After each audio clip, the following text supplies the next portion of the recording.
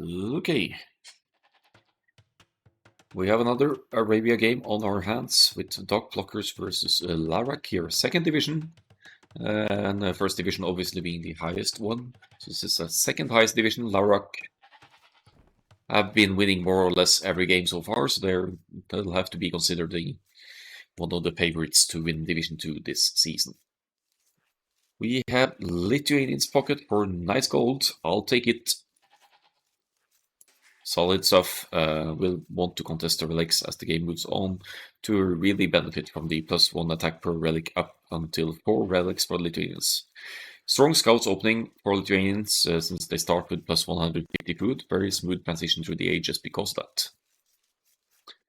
On the top side, we have red pox here with the Britons. No surprise there to see Britons on flank for Arabia. Fast approaching archery ranges and +1 range in Castle and Imperial Ages to boost the archers. The faster ranges is a team bonus, so that's Dionysus going to benefit more as well with the Portuguese here, which already have cheaper archers gold-wise. Any gold unit for Portuguese is cheaper. That's their civilization bonus. So definitely going to see flanked going archers into crossbows and arbalest on both sides here, accompanied by scouts and knights from the Lithuanians' pockets. Now for dog blockers. As far as I remember, I think dog blockers like closed maps more, like arena style and that kind of stuff. Hey, Krasini, thanks for the follow, man. And but let's introduce Dog Blocker's team here as well. In the pocket, we're Brenda with the Burgundians. And okay, so we might be seeing some Castle Age Cavalier here. The thing about League of Empires is that you only get to use each Civ 3 times throughout the season. So you need to go a bit creative. So Dog Blockers here, realizing that LaRac are one of the best teams, they're probably saving their best civs for later, for other matchups, and taking Burgundians for this one. Burgundians do have good economy though, so with the ability to go for the earlier upgrades like double bit axe and horse collar and these kinds of things in the feudal age already, even wheelbarrow if you want to go for a dark age wheelbarrow, you could. You don't see that a lot, but you could. Should have a nice economy to get an early power spike for the Paladins as well, but Burgundians, they lack bloodlines. So after the early potential power spike for cheaper Paladin research, you are going to lack in the long term because you'll have 20 less hit points than Lithuanians Paladins. Now for the top side here, Ninja Salsa with the Mayans. Cheaper archers, access to Eagle Warriors for raiding potential and counter archer potential. We'll see what Dog Blockers make of this one. And Origami with the Britons as well, giving the Mayans faster working ranges. Britons on both teams here, so all the players have 20% faster working ranges.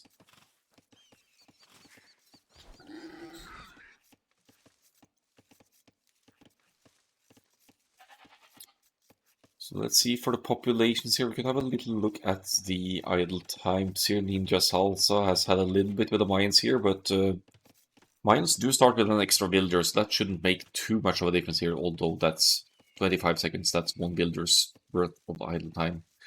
It's not too far off Red Fox with some idle TC time as well, though. So both flanks here are a little bit behind optimal uptime timings here.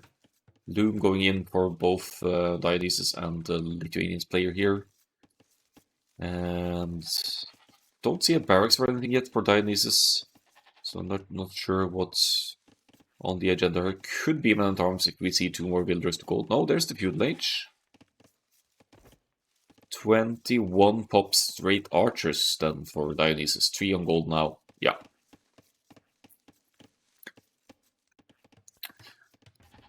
That is a good call, seeing the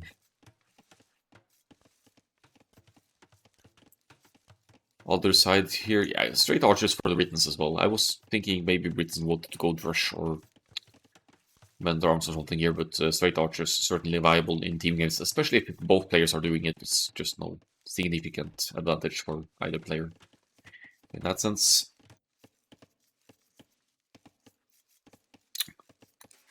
Brenda up to the feudal age, and with 22 pop here. And the nice call, I take it, about to kick in with the feudal age 1 minute earlier here. Easier with the Lithuanians food boost, of course. But as you can see, Horse Collar is already in for Brenda. Surprisingly not double bit axe, but Horse Collar first to benefit the first few farms whenever they go up here. Let's go, indeed.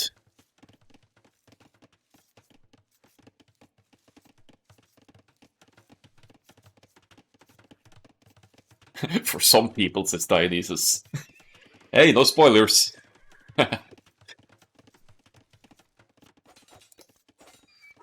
Nice, getting some pokes in on Dionysus' scout here. Rorikami is far from walled, so there should definitely be some potential for Dionysus to deal some nice and early damage here. Let's see for the pocket. Still no double with axe for Brenda, which is going to hurt the wood income long term here. Really weird to see Horse Collar prioritized over double bit axe here, even though you are going into parts. What are Burgundians gonna do? Castle Age Cavalier, I hope? It's an odd choice though, to be honest. But I'm excited to play the new Burgundians after the next patch if it turns out the way they are. I tested the preview of the next patch a bit, so I tried Burgundians for Arena, and I managed to get 1543 Castle Age with 28 pop, with all of the eco upgrades, not stone and gold, but all the other ones, wheelbarrow, bowsaw, and heavy plow before Castle Age kicked in. It was ridiculous. I had 1100 food floating before the second and third DCs were even up. So that's going to be a nice eco boost for the Burgundians. Looking forward to seeing them. Yeah, I like the new patch ideas as well, for the most part. Yeah, it's a strong eco barrel master. On the other hand, Burgundians they still would still struggle against the Halberdier Onager push, for example.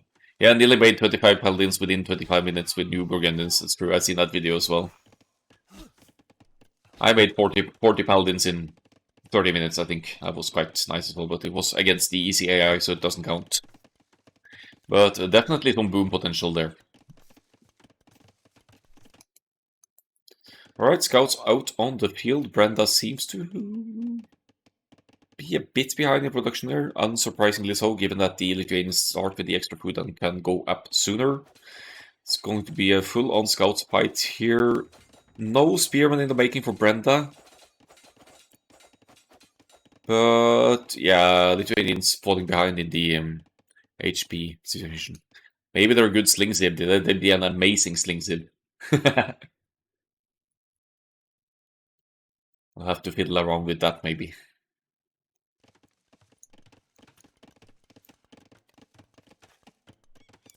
Alright, double ranges for the Britons here. Ceased production for now, as Portuguese Dionysus with consistent archers flow here. Look at the numbers, 13 to 8. No production.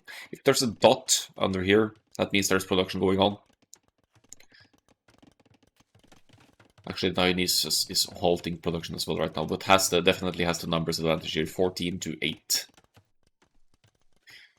Scouts doing their own thing for now. They're matching numbers here, matching HP as well. If either of the pockets get to the upgrades here, that could be huge. And also working together like this. Look at them staying closely together like this. Almost mirrored armies here in terms of archers and scouts numbers.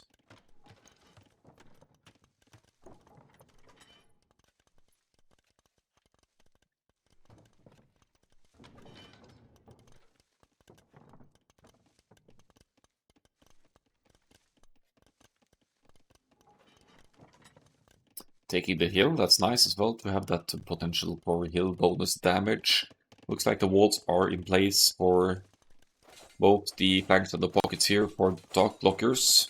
Like I said, I think they prefer more closed maps. That said, their home map of choice was Nomad for this one, so I'm excited to see the next match as well. Uh-oh! They're in.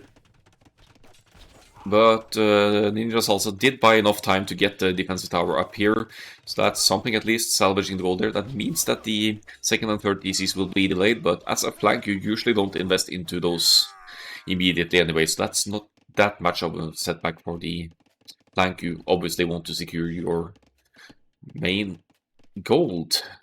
So that's a good tower by Ninjas also there.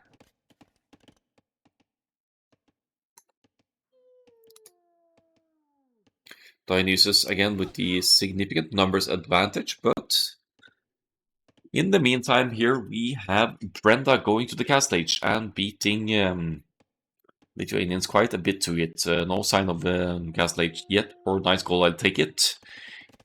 In return though, nice gold, I'll take it. We'll probably be looking at a very strong cast stage economy once the click has been made. No attempt of any engagements here. Let's see for Dionysus and scouting over here. Seems to have a good grasp of what's going on over here. But does he know that the other flank is coming his way?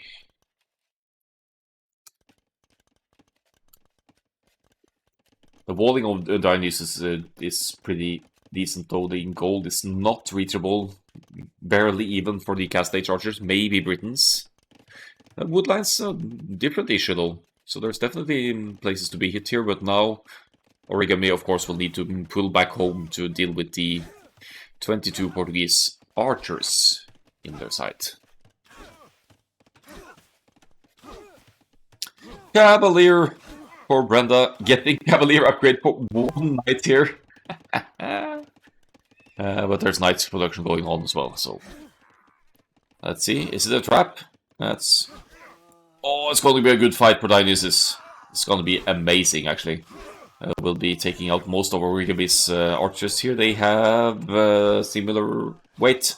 Dionysus even has armor, something that Origami does not. So that's great engagements there. Solid KD for Dionysus. No villager, one villager killed at some point, but yeah, keeping the army numbers down, pulling back out, and probably now going to switch to the castle age soon as the gold allows here. Yeah, cancel the archers, I think, to be able to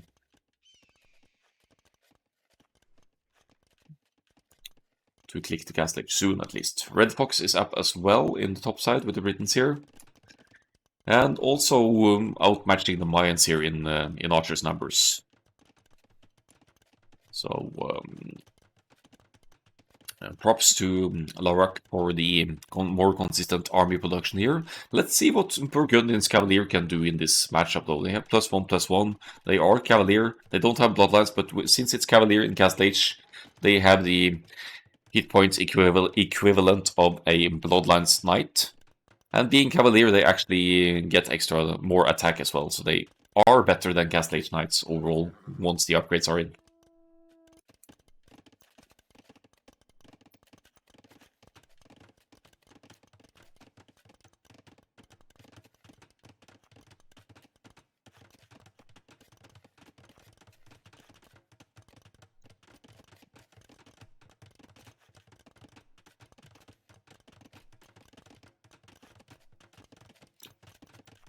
So let's see here, Cavalier. Oh, this is exciting. The crossbows are on their own for Red Fox here. I think the Cavalier should be doing good here, even with the choke point for the red crossbows here. Not entirely allowed to take the choke point. I think Brenda still wants to take the fight here. The +2 is in for the Cavaliers. Bloodlines or not, so they're going to tank quite a bit of Archer's fire here. And down goes all of Red Fox's crossbows. Nice engagement there from the Burgundian's pocket. Is it an Eagle switch here for the mines? Yeah, Eagle Scouts in production. 10 on gold. Not a bad call at all against Britain's opponent here, because the Britons will always outrange the mines crossbows anyway. Forward siege workshop for Dionysus on this side, and another run in here where Dionysus has almost twice the numbers could absolutely consider to take this engagement.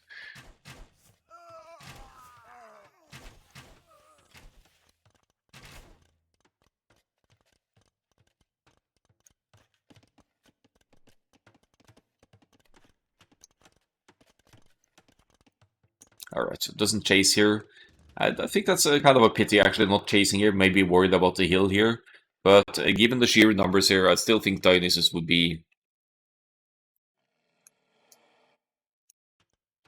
benefit from taking the engagement. Maybe not fighting uphill, though. Yeah, I also think that it would be worthwhile to hold this. It's like twice the army numbers. Britain range. Yeah, fair enough. Fair enough.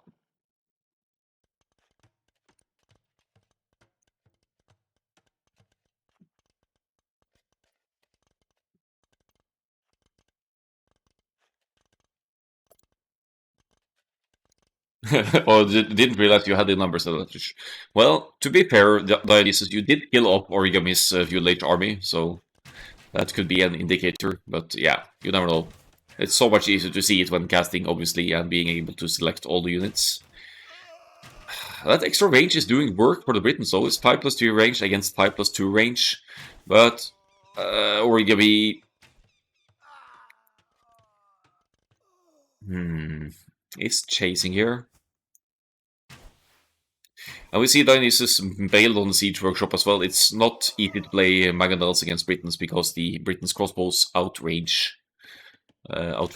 the Mangonels by a factor of 1.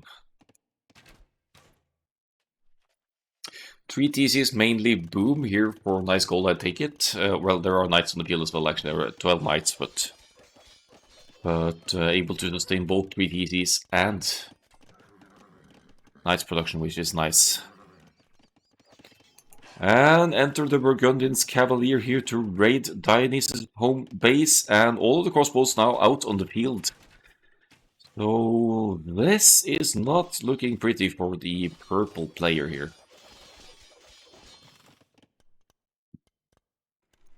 Of course, all the flanks need to do here is to survive, and eventually the Lithuanians Paladins will outmatch whatever the Burgundians can bring to the field. But kudos to Brenda for some great engagements here now, and getting good reds in. The issue I'm partly seeing is that Yellow has been having a tiny bit of a freeboot, but here are some Eagle Warriors as well, so if they can break in here, that's gonna do... Uh-oh. Okay, nice spot by Yellow there. Told you it wasn't fun.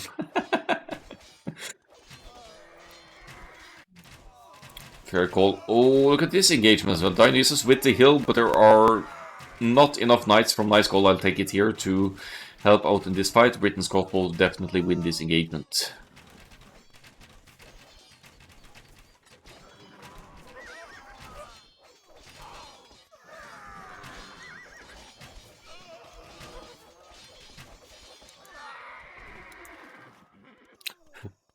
There goes the numbers. Indeed, it does. But overall, LaRac is still in the military lead here. 88 to 77. What about the Eagle Warriors over here? Trying to break in. Why not just break through the Palisade Gate, though? Easier said than done, of course. Oh, are they gonna get it in?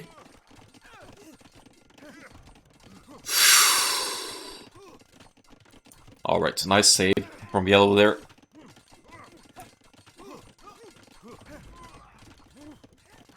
What kind of setting is this? 500 pop? Yeah, you'd almost think so.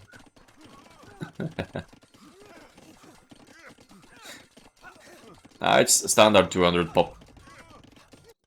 There's a player in the middle, big fight in the north, Eagle Warriors and Burgundians Cavalier here. Gonna do some work again against the Britons up here.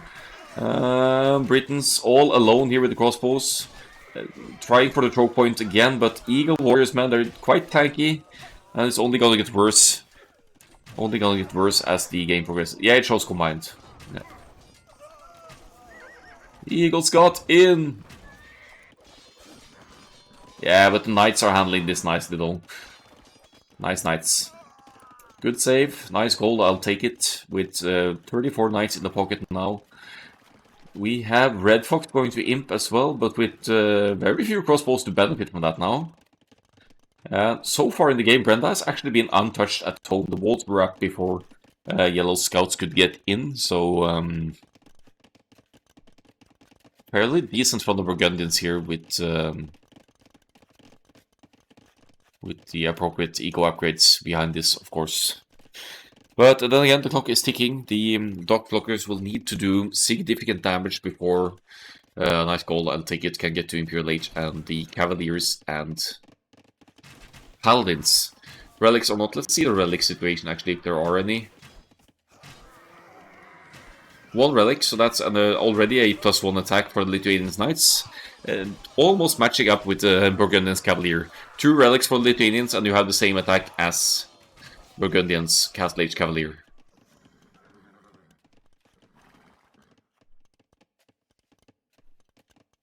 Look at the resources though. Brenda could go Imperial Age here soon, that might even be the plan.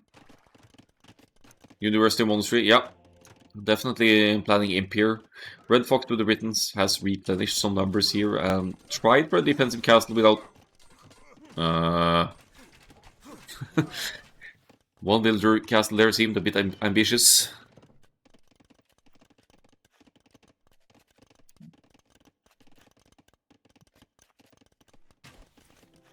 This should be fine though. Not enough eagles here to engage against the re-established crossbow masses. LaRac with 112 to 55 military here. And also with the villager lead of 50, even with some raids going on here. Red Fox is a courageous one, isn't he? He doesn't even bother quick walling the building builders here. This castle is going to go up, says Red Fox. Oh, come on. You can do it, woman. Ah! She dead. So that is 9 builders down for Red Fox so far in the game. And still not committing heavily to completing his castle. Just minding his own business here. It's a fucking 1 HP villager completing this. Come on, come on, Ninja Salsa, please say you can stop this.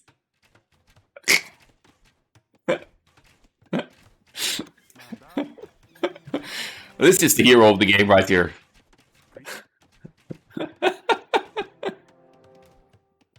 Okay, to be fair, he has his friends, his army protecting him, but 1 HP, man! There should be an achievement for this. Finishing a 50% castle with a 1 HP villager. He's gonna do it! Oh. Alright. Lithuanians Knights almost breaking through here, not quite. Britain's crossbows would be beneficial here to help break through. Castle might go up for the Mayans here, buying some time. But yet again, the clock is ticking. Lithuanians just 1 minute 10 seconds away from Imperial Age now. I did see an engagement on the other side, but again, Dionysus meeting large masses of Britain's crossbows here and struggling a bit against that extra range. Not to mention that Britons are up to the Imperial Age arbalest right around the corner. We will see the range going to 5+5 now. Paladin for Brenda. Nice. Going to beat Lithuanians to Paladin at least, but numbers are an issue here as well. Let's go back to that relic count. 2 relics now for the Lithuanians. So, in fact, these knights are just as strong as the Cavaliers over here.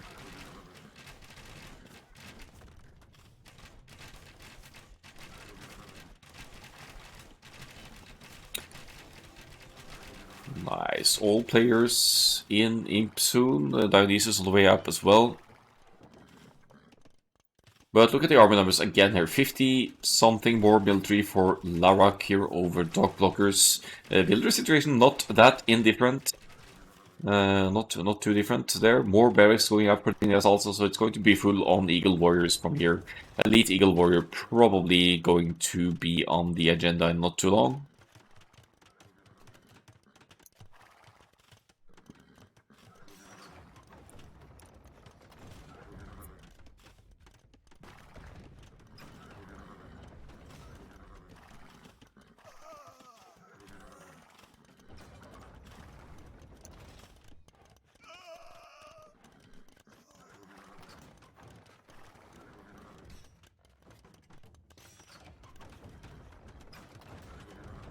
Two tribes pushing here. There's a limit to how long that castle can stay up with 400 stone in the bank here.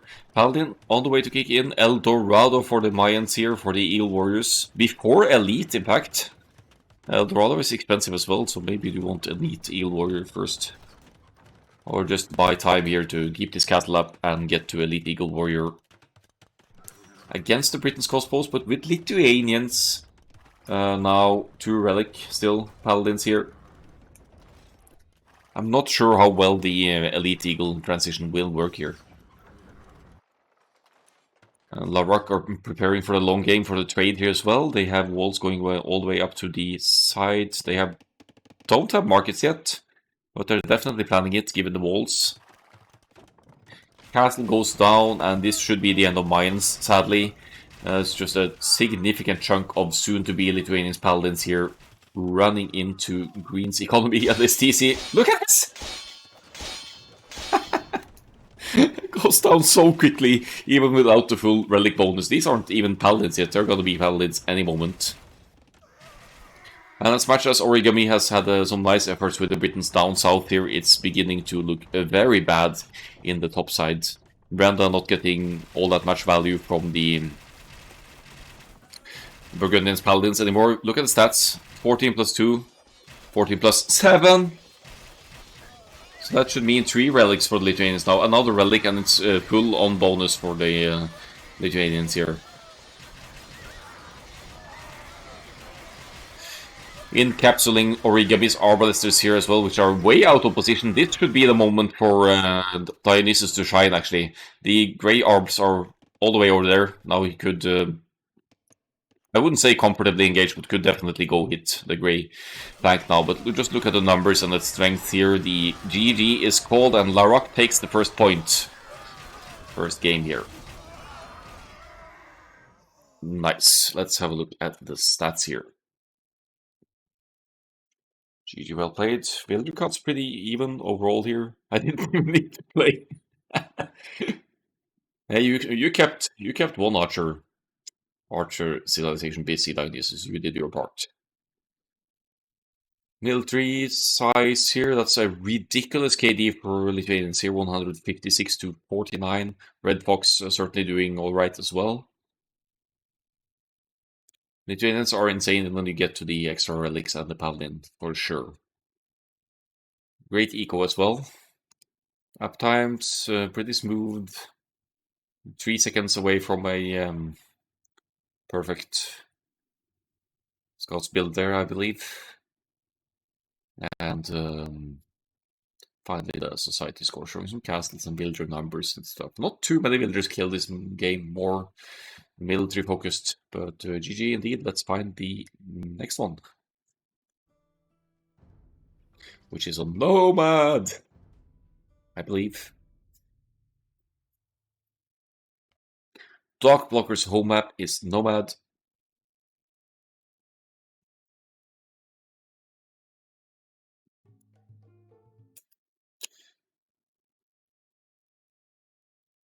Nomad heart indeed. I'm hyped. Okay, they like Nomad. Gotta go. Okay, Metro, thanks for stopping by. GG's to your team as well. Thank you, thank you. Alright, let's break down the civilizations here, shall we? We see the TCs going up here. For Ninja Salsa's team, let's make the names here actually. Doc Lockers and LaRac. There we go. LaRac.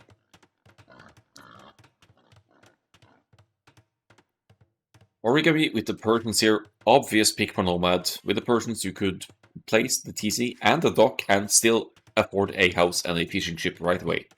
Fantastic eco bonus to have on the Nomad. That's because the Persians start with plus 50 food and plus 50 wood. It makes them probably one of the best Nomad civs available. Obviously they lack on water late game, but the water is just encapsulating Nomad, so there will be lots of land action as well. So that's Persians for Origami. Dock blockers really not wasting the good civs here. Why are we stopping?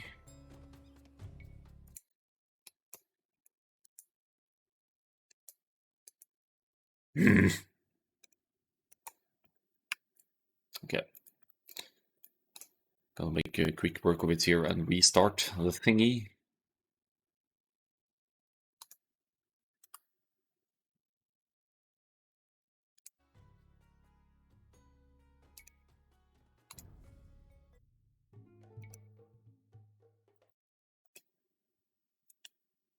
Cartridge. Let's give it another go, shall we?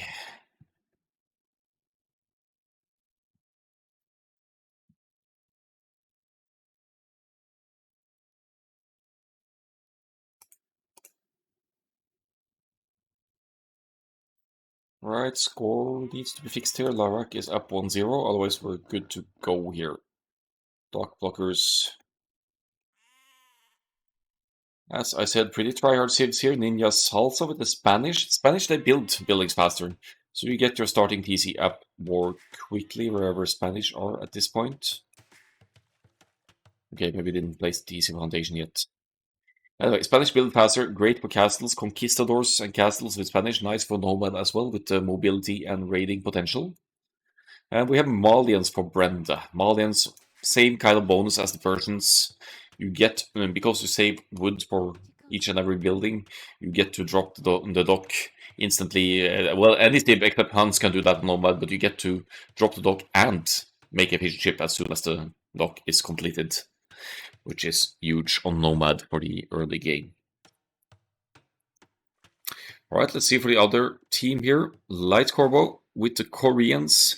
Now, Koreans, their builders have extra line of sight. That's actually an underrated bonus for Nomad, because you get to scout and explore the map much more efficiently with villagers.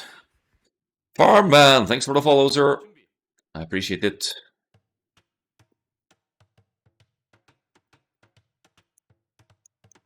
Yeah, I don't know. Twitch can be buggy sometimes, but thanks for the follow anyway.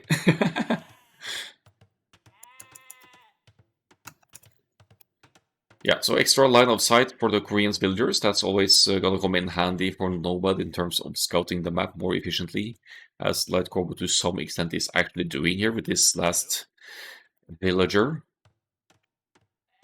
Whereas Nice Gold, I'll take it, will be taking some responsibility for water here, I think. Is the Malay. It's gonna go up through the ages 66% faster.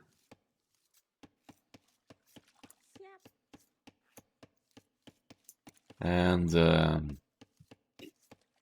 that's gonna come in handy for the power spikes on water for the galleys and fire galleys and whatnot. And if we look at the TC placement on Brenda here, that's going to be an issue if any of LaRac's players go heavy on water, because this could easily be contested by war galleys in the Castle Age. You might even be able to take out this TC with war galleys, I think, if you're really try-harding on water. But of course, Nomad is about expansion. I like the TC spots here. We have dock blockers kind of collected in the middle here, which is nice because they can expand to both sides comfortably. Ninjas also could expand to the north. He's probably going to be fighting a towers war with Light Corvo here. But then these two friends are potentially getting a war with a free boom in the south here. No wonder I never knew when you were streaming. Yeah, now you know, Farman.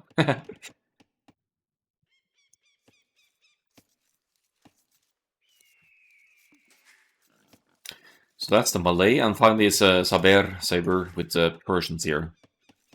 And yeah, same civ as Origami here. Nice early eco boost to the first few fishing ships going up. Nice and smooth there. And looking at the villagers' situation, dockblockers are at a good head start here now with both Persians and Malians here. You can tell the villager count here is ahead by a factor of 5 here. And Light Corporal just now docking. I mean, he's not going to be able to produce fishing ships right away anyway, so he doesn't need to stress the dock as much as Persians and Malians do.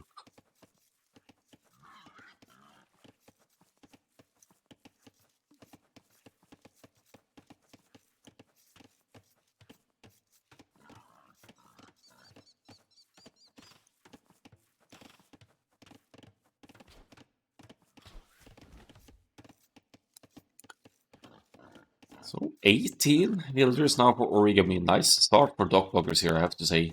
They seem to have a nice early eco rolling for them here. I'm seeing mainly land aggression for these civs, even though Malians and Persians could contest water early on. They are going to lack on water in the very late game. Persians lacking bracer, Malians as well, by the looks of it, which means that their galleys, their ships will be insignificant as compared to, for example, Koreans for the very late game. Malay as well, getting the last range upgrades. But water isn't all on Nomad, obviously. There's going to be land action. We'll be seeing Conquistadors most likely. Malians, Camels, Farimba, if they can get to that in Imperial Age for the extra attack. Farimba Light Cap maybe even, and Persians. Probably go to Gold Knights and Paladins here. Maybe Trash Bows when in a pinch. The unique technology of Persians allow Commander Run in the Castle Age to allow Persians to produce crossbows for only wood, no gold cost. Let's just have a look at the scouting here for dock blockers. So they haven't scouted the water situation yet, but Brenda here using sheep to scout. Oh, there's someone. That would be Origami, I mean, so where I'm looking. That's their teammate though, so that's not a huge deal. While for Light Corbide, I expect him to have a decent grasp of the map at this point with the extra line of sight from the villagers. He knows about the blue dock, which is good news for whoever on his team are going for water control. Nice gold, I'll take it, it's over here. And at this point, if you're dock blockers, you want to commit one of your fishing ships to scout the shoreline a bit to see how much you should need to invest into water here. You'll see the Malay player has one dock for now, whereas Brenda is dropping the second one himself. So Brenda is the one going to fight for water for dock blockers here by the looks of it.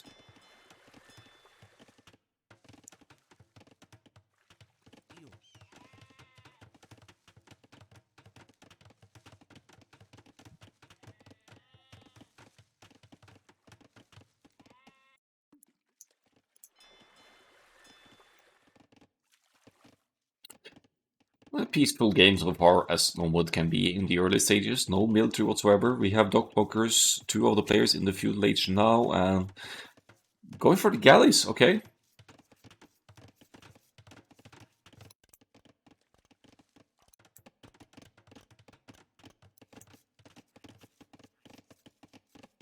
Brenda a progressé vers l'âge féodal.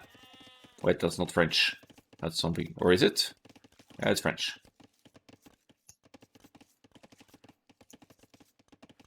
Has progressed to the feudal age.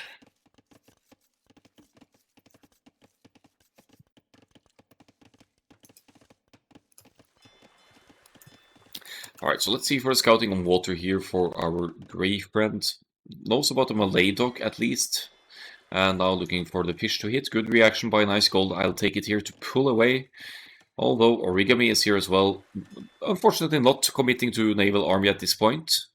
Otherwise they could have a nice run in here and a bit of a surround on the yellow fishing ships here. Saber not committing to naval armies by the looks of it. I think they have an agreement that the Malay player is going to be the one going for water here. One fishing ship goes down, though, even without fletching for the galley.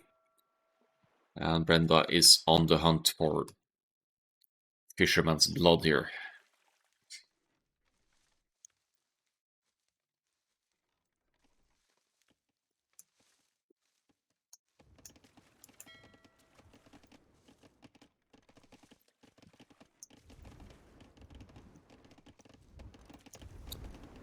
Fire galley out for nice goal. I'll take it here. Going to maybe... Oh, that's so close. 7 HP left for the gray ship here. Ooh.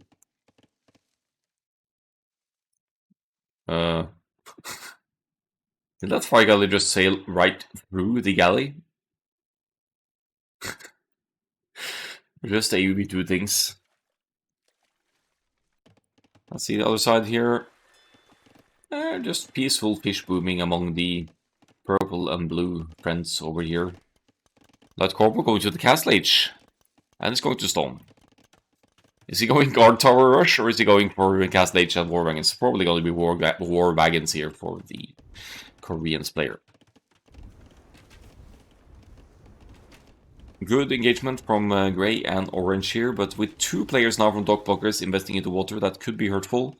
We do have the Malians player Brenda on the way to the Castle Age though, which is going to give another nice power spike for the naval investment, if even needed. But I think they're doing alright here with the current investment. 9 military to 2 here, that should be all on water. But that's kind of a waste of galleys. No fletching either, so they will be struggling to take out fire galleys, especially when not hitting and running here. I don't understand the galleys investment. If you're up earlier to the feudal age, might as well go straight fire galleys. Unless you think you can hit some economy on land, which could be an argument for the opposite, of course. Yeah, the Malay player are about to lose all of the fish here now, not ideal. Origami in the Castle Age with the Persians and immediately dropping Castle here. Is he going War Elephants or what? Nice castle though, protecting the gold and the woodline here. However, being the first player to the Castle Age, I would think I would prioritize a couple more TCs instead of a castle.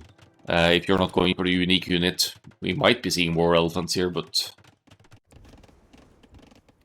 that's just my 2 cents.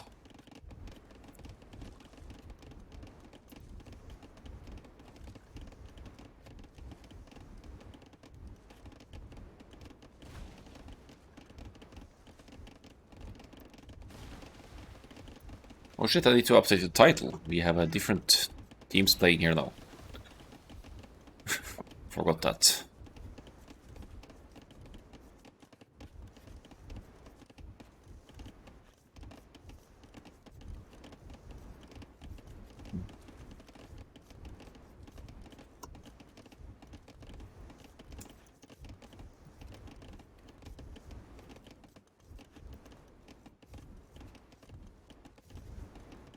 Alright, so nice goal, I'll take it. It's really making dock blockers work for the enabled control here. 5 fire galleys now to take out Ninja Salsa's dock, which is almost within range of a nice goal and take its TC actually. You can see the water investment taking its toll on the progression through the ages for nice gold here though. Not to mention that most of the fish got lost in the fighting. Some galleys over on this side for Brenda, going to hunt some of Saber's fish, maybe? Saber. But this situation needs to be dealt with as well, otherwise the dock blockers will be losing most of their fish income. Castle Age, or War Galleys rather, in for Brenda here. 11 to 14 military now, but that's because there's some land military going on for Light Corbo here. Going for the War Wagons. Past Castle War Wagons. Probably been the plan all along.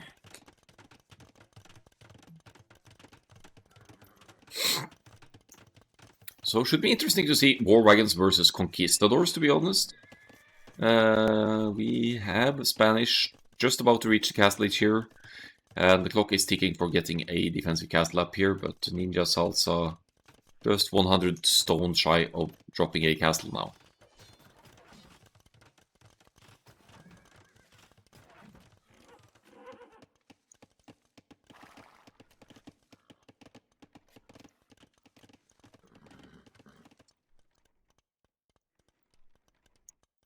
There's the castle for Ninja Salsa as well. Stone situation not allowing a castle immediately. I think he goes for TCs instead. Seems risky.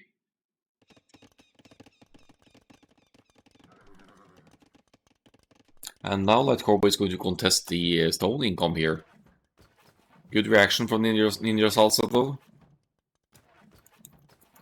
And the war wagons will just melt through the walls here and make life a living hell for the gray player here, who's no, the orange player, sorry, who is 200 stone short of a castle here. I can't help but feel like the TC is not the best investment right now, even if it's important for map control and Nomad. Origami seems to have a nice Persian's boom going on. Third, TC going up, and Brenda definitely taking some responsibility for water here, at least on the left-hand side. But these tanky dudes, the war wagons, they get the armor instantly. That's why it's so strong for it's more viable these days, because Koreans don't need to research the armor upgrades for their ranged units. War wagons already have pretty darn solid pierce armor and high hit points, 150 for the generic ones, and then you have elite as well, which would be even more tanky.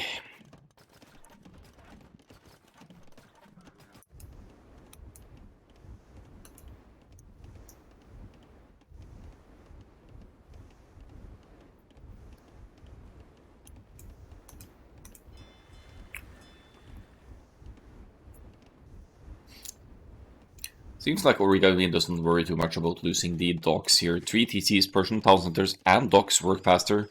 So you'd still want the Persians, you'd still want docks as Persians as well, but with the 3 TC boom and defensive castle up, Origami seems to be in a nice spot here, being chased by some, not being chased, that's his teammates' units.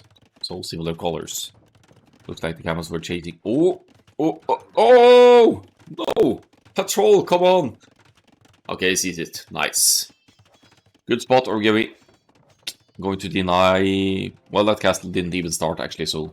Good reaction by Saber to not start the foundation of that castle, because that could have been sniped in that case. A mix of knights and camels here. Fairly decent raids here from... a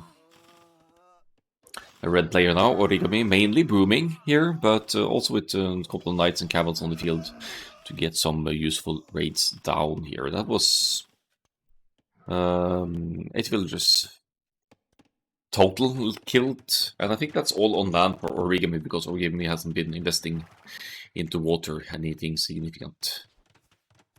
That seems to be Brenda's job, and Brenda doing decent here now. Malay with lots of docks up here, but might lose the fish again, and that should again limit the eco situation of Malay. Thalassocracy, that's the unique technology for the Malay, allowing the docks, or upgrading the docks into harbors rather, so that they shoot arrows back. Let's see how this then does against the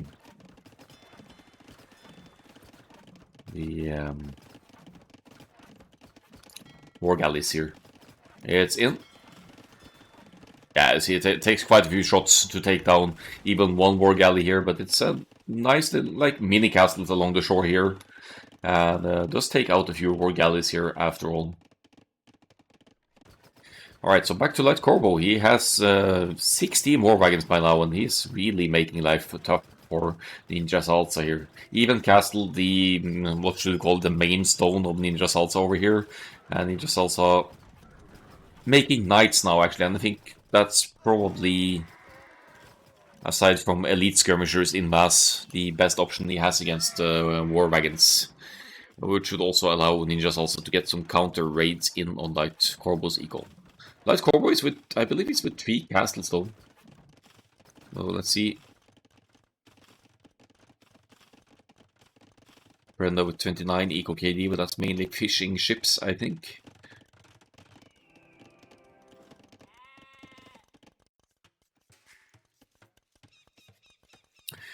And LaRac doing a great job at expanding here, more so than Dark Blockers. Then their initial spots seem pretty decent, but the army pressure on land from Light Corvo specifically is making it hard for the Spanish player Ninja Salsa to get the boom and the economy rolling here.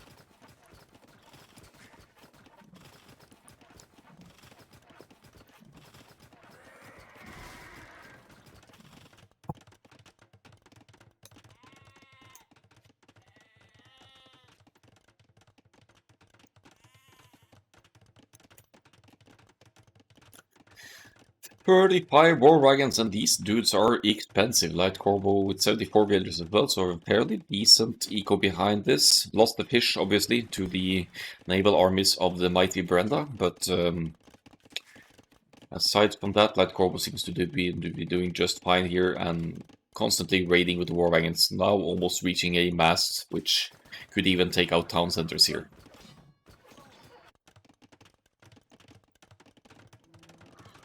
Alright, Brenda is expanding a bit with the castle down here as well, covering the stone, berries, and gold around here. Not sure what the flare is about here, down here, but... okay, they're flaring Grace location. LaRac's team know that something is up down here. There's origami in between here though, so Light Corvo can't easily just go down south and hit the Malian's player. It's going to be a bit of a castle wars here, and that's one that Saber will easily lose here. Doesn't really see the castle until it's actually up. And that should be a very short-lived castle. Good call of Saber just to delete that one and, yeah, rebuild it somewhere else.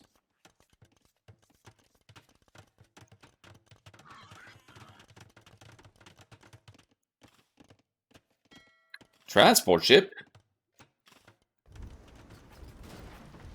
Pirate ships chasing here, but they're gonna go down. They're all just an elaborate distraction to allow this ship to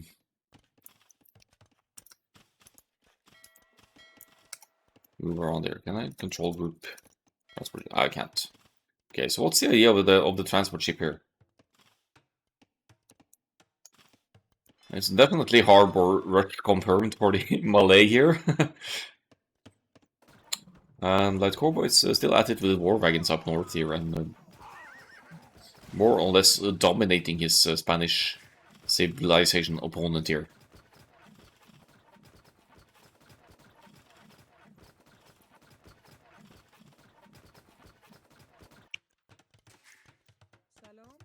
That's one brave woman building that town center all on her own over here. Imperial agent is in for the Persians. Nice. 2 castles. You'd still almost think he's thinking long-term about war elephants here, but this is not the time. War elephants, ironically enough, would probably be a decent call against war wagons because they're both kind of slow moving units. Hello, Jakey. Match won't work, sadly, as it's tied to my account.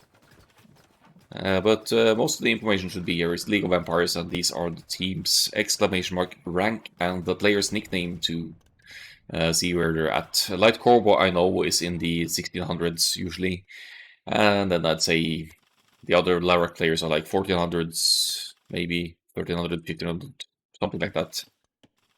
Second highest division in the League of Empires being casted right now.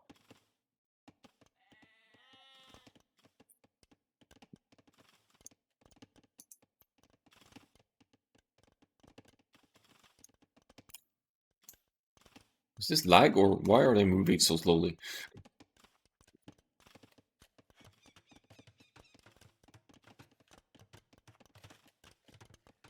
Let's just pause a tiny bit here and see if it will... Uh-oh. Bad idea. Let's play. There we go. Looks like a funeral mod. Yeah, you said it. Yeah, okay, it's a tiny bit better now. Castles going up left and right. Castles and harbors. Look at all these harbors for Mr. Nice Gold. I'll take it here. barracks going up as well. We might be seeing forced levy here from the Malay, allowing the two-handed swordsman to be produced at the cost of only food.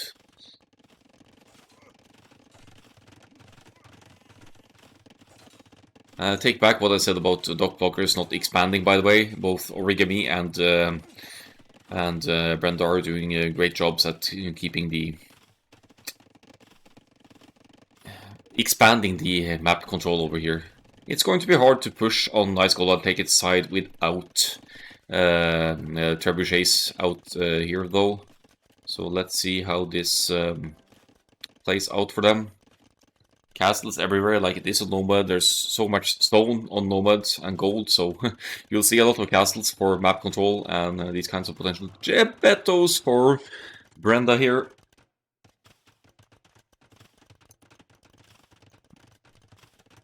And let's go, where are you at with those war wagons? There we go.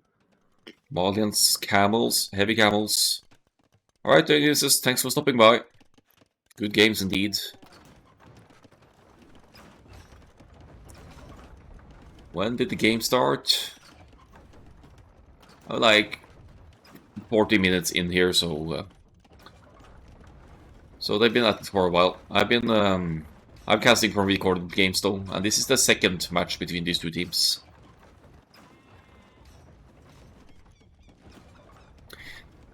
Army numbers not too different here, but keep in mind that 13 of Dock Blocker's army is war galleys. That means that is effectively 50 army on land for Dock Blockers. More or less the same as LaRac here. Where is that transport ship, by the way? Was it a misclick, or what's the idea here? It's going to do a transport masterpiece down south or something?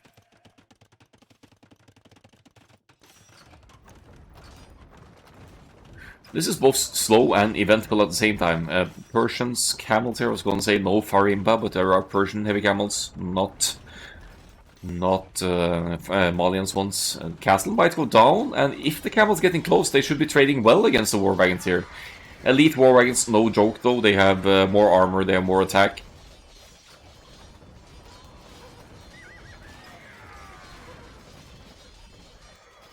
Yeah, they get shredded here, unfortunately. The war wagons can stack on top of each other, so they fire from behind as well. And camels, even if they're heavy camels, their pierce armor is nothing special, so Origami loses a lot of heavy camels just like that. Good ecos behind this though. Ninja Salsa is the only one with fairly low resources. Same with Nice Gold, I'll take it here, but I take it they are using it for production purposes. Actually, Ninja Salsa is not contributing any army at all here. And looting all these heavy camels and seeing all of the castles and walls and whatnot to this side here, that's just a deciding blow for Dock Blockers. 31 military to 74 here, and forced levy 200 swordsmen coming over from the right hand side here. Malay fish traps even to boost that food income for 200 swordsmen. That's the end. 2-0 for LaRac. GG well played to Dock Blockers though. That was certainly a good first match on Arabia as well. Let's see the stats. I'm curious about the Malay fish income here, food income here now, because of the infinite fish traps. Let's see. I'd go with a high military score, surprise. Good job at keeping Ninja Salsa out of the game. KD 83 to 45, yeah, definitely MVP here. Half of that was heavy camels from the Persians player. Not easy to stop 40 or so with the upgraded elite war wagons. And Malay fooding, okay, not kicking in just crates just yet, but kind of forced. Nice goal, I take it. Kind of forced Brenda to go heavy onto water, invest heavily into holding water, and I think that bought Light Corbo and Saber a lot of time to go. Best counter to war wagons, you same as skirms or onlyers? Both combined, maybe? It's really hard to counter massed war wagons, no matter what.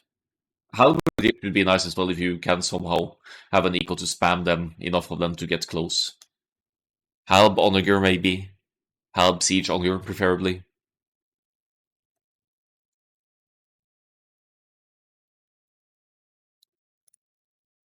Alright, so that's it for Division 2. Let's do a first division game to end the session as well.